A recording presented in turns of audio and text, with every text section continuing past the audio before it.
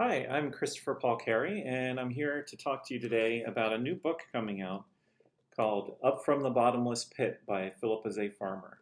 Okay, this book previously had a very limited release. It was originally published, serialized in a small fanzine called Farmer File, the magazine of José Farmer. And it only came out in book form in 2007 in this very hard to find limited edition, very expensive. It was, I think, $125 to get the regular edition, which was signed by José Farmer, and then there was a lettered edition that was like 200 and some dollars. Really can't find this book around at all anymore. I was the editor on this book. I was proud to be the editor on it. It's a fantastic book, and I figured I'd just read from you the foreword to this book, which I wrote, and it'll give you some idea about the book. The book is available from meteorhousepress.com, so keep that in mind. So I'll just read this forward. An uncanny accuracy. In 1970, José Farmer announced he was working on a novel about the effects of pollution 20 years in the future.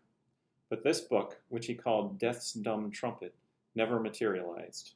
Still, Phil did not abandon his idea of a speculative novel about the environment.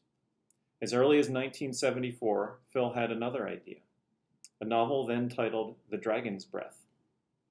It was to be a story that would address the nexus between humanity's addiction to petroleum and concern for a habitable environment. With long lines and pain at the pump a daily concern in the mid-1970s, Phil had every reason to believe his new novel would resonate with both his American reading audience and the world at large.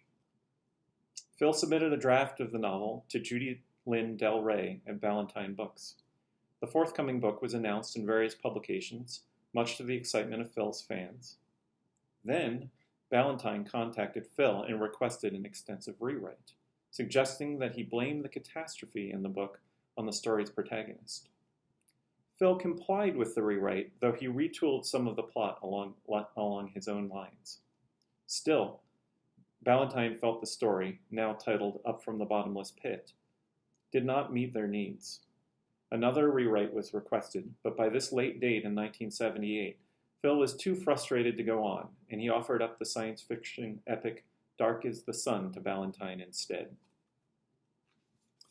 Somewhat ironically, Up from the Bottomless Pit might carry more weight today than if it had been published in the late 1970s.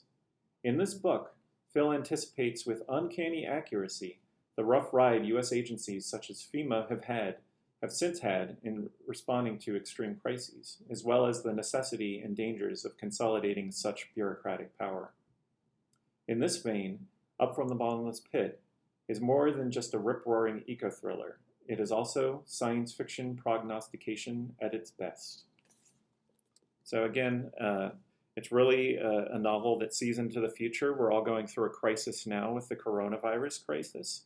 And you will definitely see echoes of that in this book. Phil was a true science fiction writer seeing into the future, a la Jules Verne.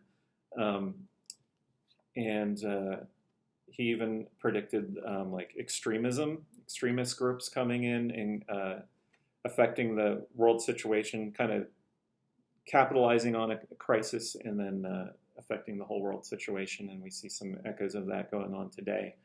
A very important book. And really, you'll be one of the first people reading this. It had such a limited release. I bet only 300 or so people have ever read this book on the planet.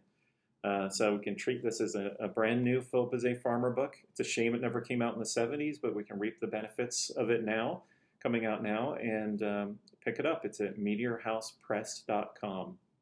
So I'll put a link in the video to that. So, all right, that's it for me today. You take care. Bye.